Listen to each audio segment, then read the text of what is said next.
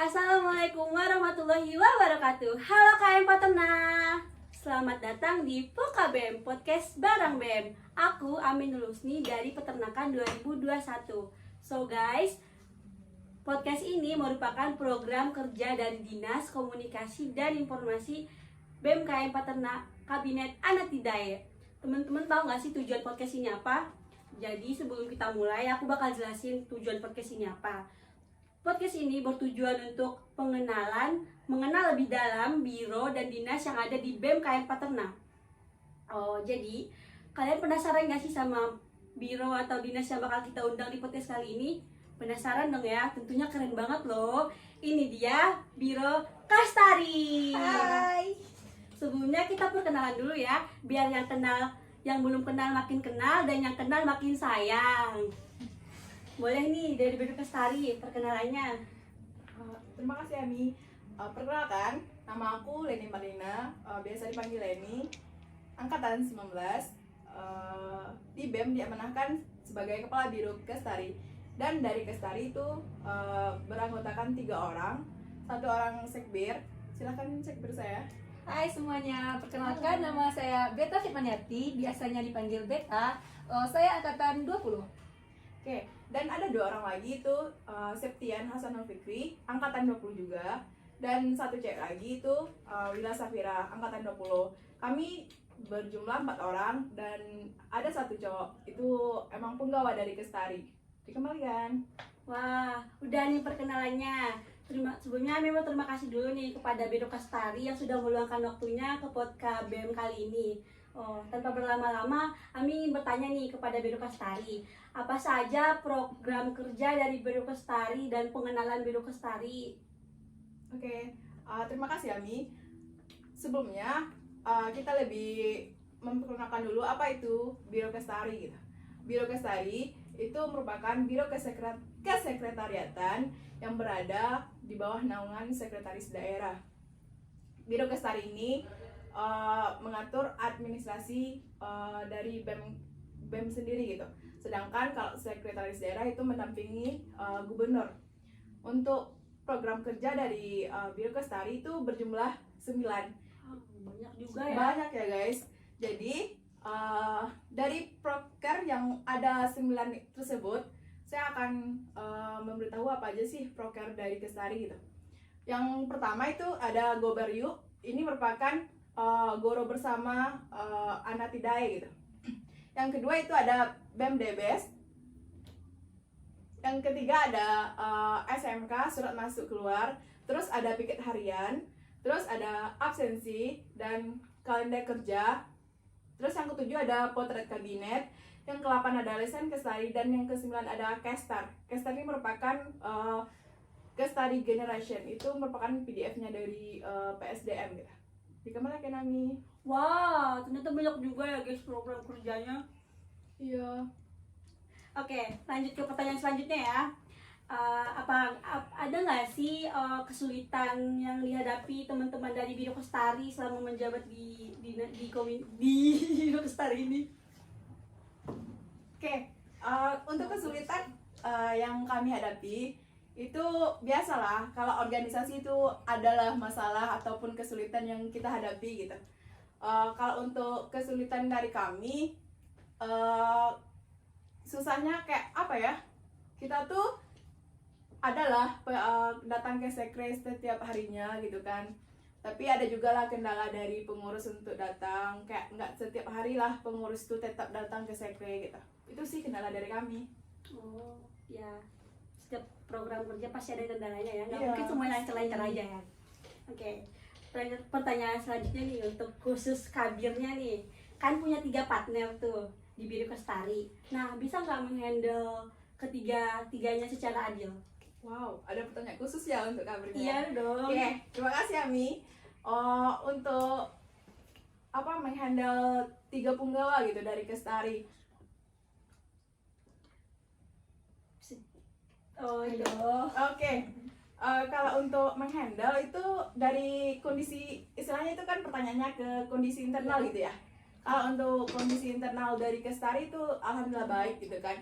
Dan sampai sekarang itu alhamdulillah baik-baik aja. Dan untuk kami berempat itu uh, adem-adem aja iya gitu ya. adem gitu. Soalnya ya gimana lah ya guys, biasalah organisasi namanya gitu. Oke, adem-adem aja guys. Selanjutnya tuh pertanyaan seperti yang sudah dijelaskan kan. Apa dari semua anggota Biro Kestari itu kebagian prokernya? Atau ada gitu yang nggak kerja itu, atau ada yang itulah intinya kebagian semuanya sama rata, atau iya itu deh. Oke, untuk terkait pembagian program kerja itu dari kami udah menyusun dari awal gitu kan, PJ-nya untuk semua proker yang ada gitu. Namun walaupun ada nama setiap proker PJ-nya gitu, tapi kami selalu kerja bareng gitu. Istilahnya itu emang apa sih proker yang mau diangkatkan, makanya kami akan bergerak bareng gitu. Itu sih Ami. Oke. Pertanyaan selanjutnya ya Kak. Iya. Oke, apa saja suka duka yang sudah dilalui selama mengembangkan tugas sebagai Biro Kestari, serta apa proker kerja yang belum terwujud dan yang sudah terwujud juga apa aja? Oke, pertanyaannya suka duka ya. Kalau untuk suka duka, biasa kalau yang namanya organisasi pasti ada kayak capeknya, jenuhnya gitu kan. Itu sih suka duka dari kami gitu kan. Terus kalau untuk proker yang sudah terwujudkan, alhamdulillah itu kami ada 9 proker ya. Itu ada terdiri beberapa kali gitu Mi. Kayak Gobar itu kami akan mengangkatkan 4 kali gitu. Terus itu Gobar udah terlaksana 2 kali. BEM Debes itu sudah terlaksana juga. Untuk terkait surat masuk keluar, piket harian, absensi, kalender kerja itu merupakan program kerja kelanjutan gitu. Jadi emang setiap hari, bahkan kalau untuk kalender kerja itu setiap bulannya gitu. Terus kalau terkait potret kabinet itu belum terlaksana karena belum jadwalnya.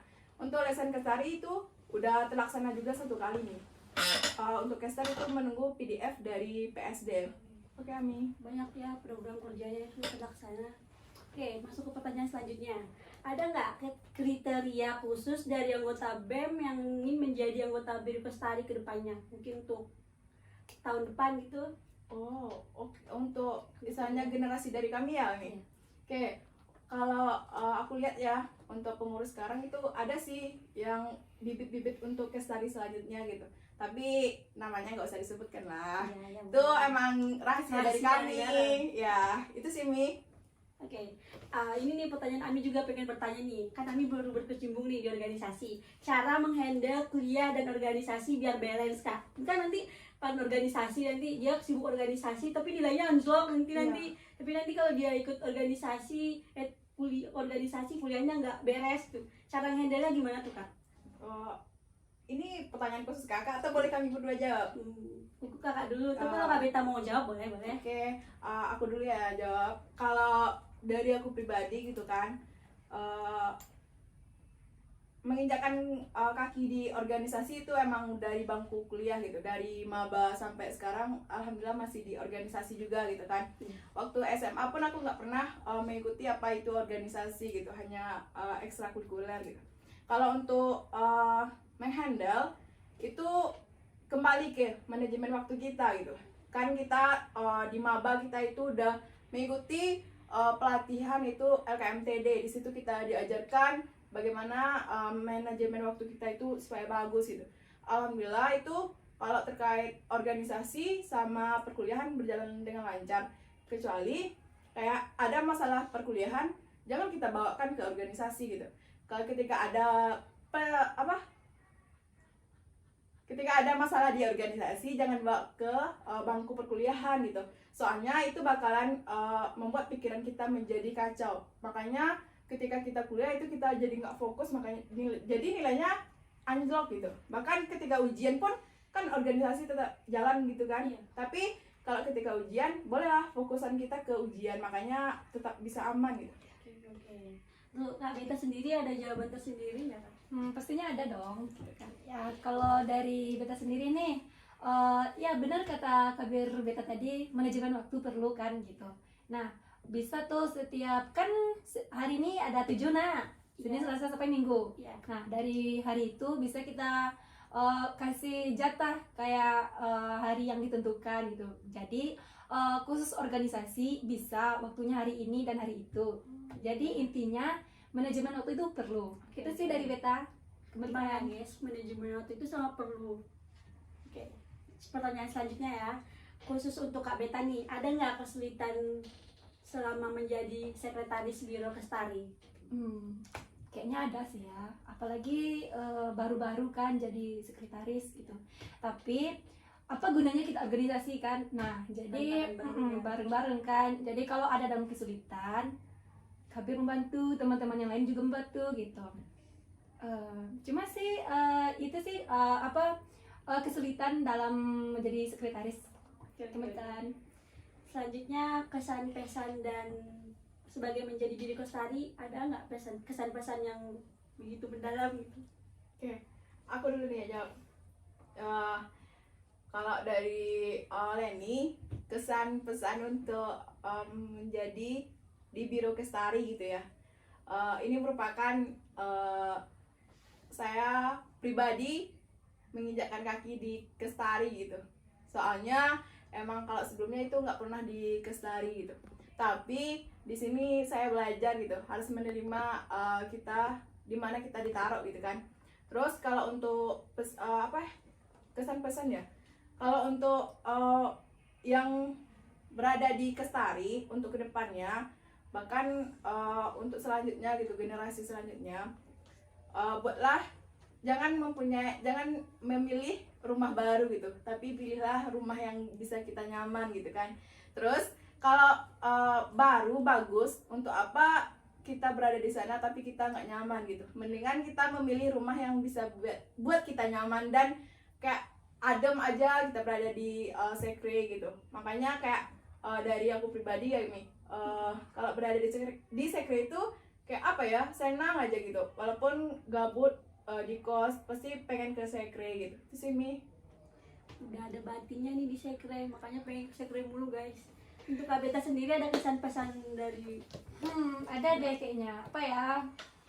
Kesan dan pesan. Oke, kesan dan pesan untuk Biro Kestari ya. Wow, sangat mendalam kayaknya nih.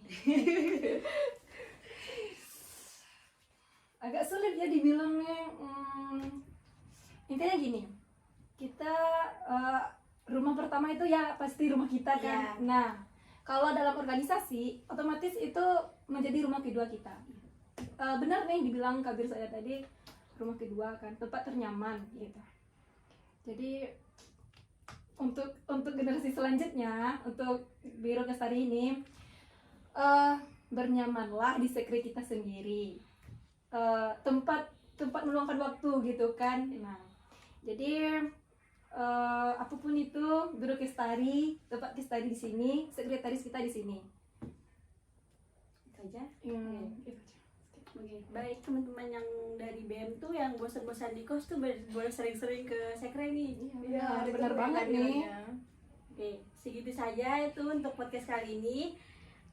Bersama Biro Kestari sangat asik ya guys. Pastinya dong. Oke, terima kasih buat Biro Kestari yang sudah menyempatkan waktunya.